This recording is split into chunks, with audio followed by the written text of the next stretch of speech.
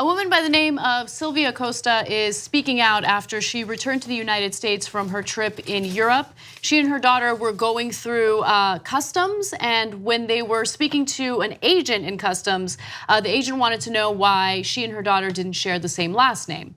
And so Sylvia posted about this on her Facebook page and said, I was asked if Sybonae was my daughter, and I said yes. Then they asked why, if she was my daughter, I didn't have the same last name. I told them I already established my career and earned my doctorate with my last name Acosta, and I had decided not to change it. So at that point, they apparently took her and her daughter into an interrogation room and started interrogating them. And the customs agent that she was talking to kept saying things like, well, you should have changed your last name. You should have taken your husband's last name if you wanted to be able to prove that this is your daughter. Yeah, that's not how things work, or at least not how they used to work in this country.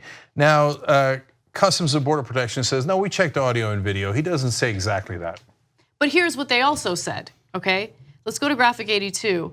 CBP strongly recommends that unless a child is accompanied by both parents, the adult traveling with the child have a note from the child's other parent, or in the case of a child traveling with grandparents, uncles, or aunts, sisters, or brothers, friends, or in groups, a note signed by both parents. So if you don't take your husband's last name, that means that you have to travel with notes proving that someone is your child.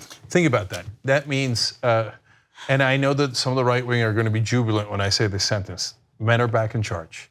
So now you need my permission to travel. It's like Saudi Arabia, okay? Because that's my situation. My wife has a different last name than me. She's about to travel with my kids.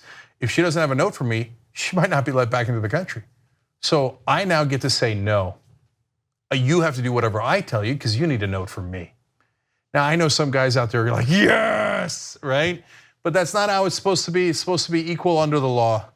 And we're back to the terrible old days where now women have to ask men for permission to travel. But if you like that kind of country, Saudi Arabia is right around the corner. You just go right, take a plane. Hey, they even need a permission note to drive in Saudi Arabia, let alone take a plane. But that's the direction we're going in. No, you don't have to take your husband's last name. No, this isn't the 18th century. No, your husband doesn't get to control you. And I know that that drives the right wing crazy, but we're all supposed to be equal. 2 easy ways to follow the Young Turks. One is hit the subscribe button down below, then you're a TYT subscriber. And second is ring the bell. And when you do that on YouTube, you're notified of our videos.